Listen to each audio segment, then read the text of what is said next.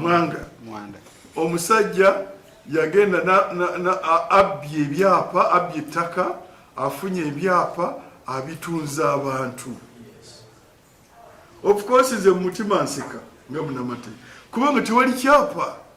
It is here transaction in full okutta ekintu just a piece of paper which is not guaranteed by section 59 of the Registration of Titles Act.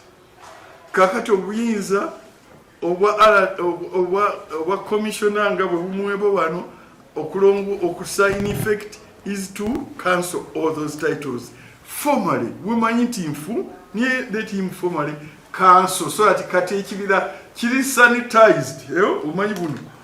It is cleaned, temuli kyapa na kimu. Kakati no.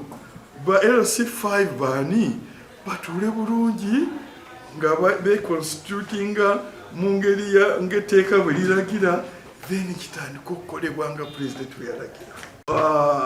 At the end of the day ojja kufuna time oyogere obuuli awo tubeke ekira kitukola. As security we sat and we did not agree with this activity. Therefore, this strict security committee yati amanga waliwo obuzibu bungi ino nga tetusobola kujja opening boundaries dino. Ensonga lwaki twajja opening boundaries dino, Honorable Minister, one, it is that which have been mentioned.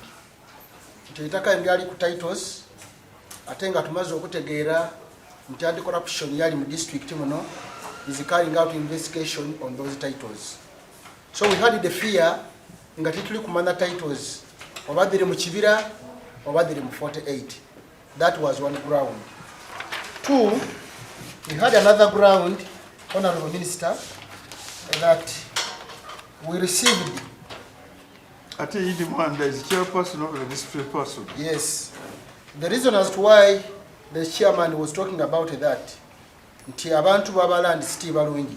When they were communicating, they are communicating with Idi Mwanda, and they are communicating no any other person. This one is a lawyer of Idi Mwanda. Then the Idi Mwanda is given a copy, and the other local leaders are not given these copies.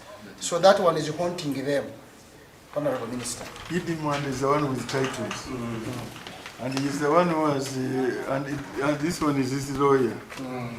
So the letter is addressed to basically to the lawyer, copied to Idi Mwanda, and the resident district commissioner Morris is just a conveyor. So, ekyo kyatuleetera obuzibu nga-NFA ezira copy, the local leaders bazira copy, we could not go on the ground, and the people are sensitized. So we had that fear.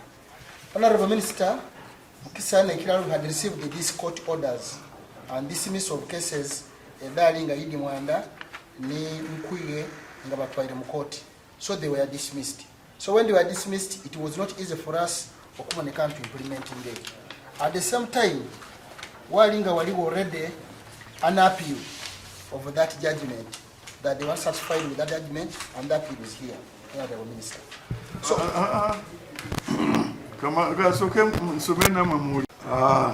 of course, with Jamban's and some bantu, twagala fena tubega muliye ne barua.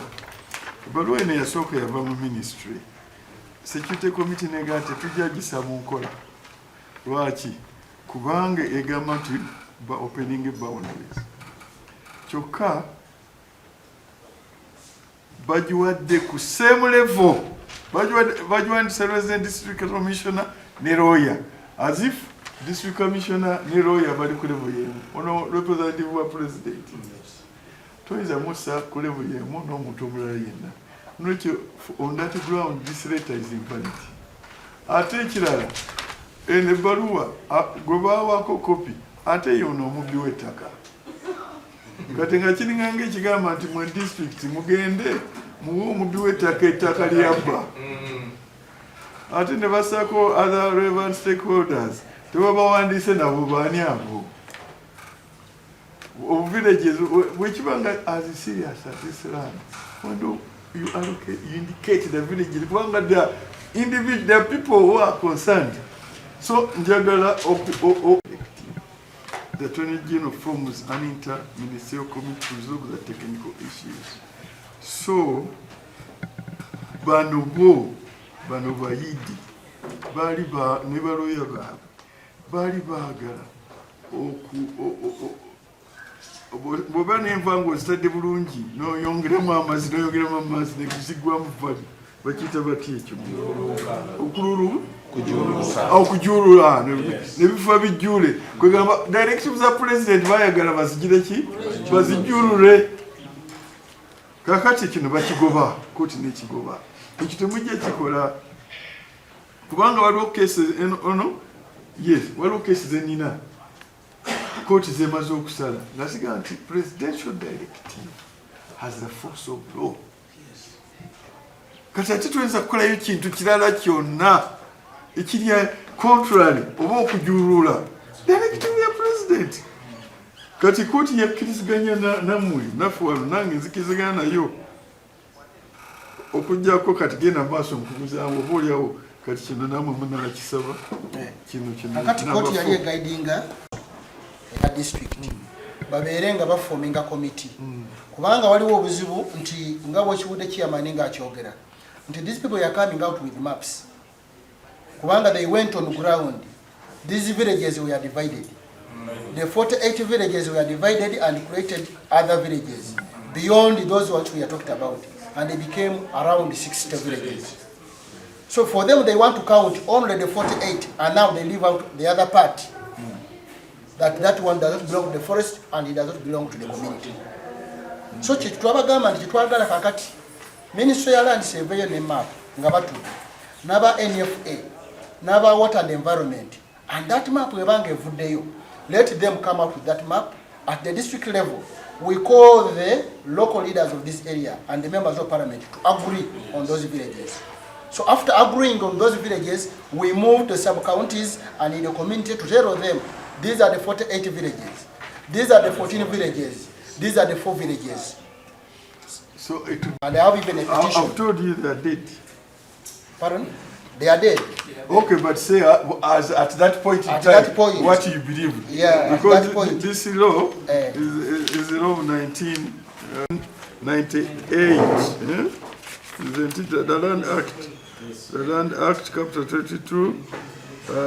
Which year was this? Land as at this Land Act 227. It was 1998. So but nobody articulated it to you, so you believe that the man has titles when he has nothing. So now, Minister. To clarify on that particular question, no, the titles are not with us. When we're doing these investigations, we always have the duplicate certificates of titles. We never take the original titles. They are most likely with the registered proprietors on them, not us. You have photocopies? Yes, we have the duplicate. Did you to ensure that whichever title was issued in this forest reserve is cleaned out of the system? That one should be one of the resolutions. Maybe one of you something that we should do. We should let it go. Though the law is saying the titles are not there, but how did it come? Yes. How did it come? Because when the president directed that people should be given their land, and in the same directive there was a statement that this land shall be secured through parliament. So the land in question that is already titled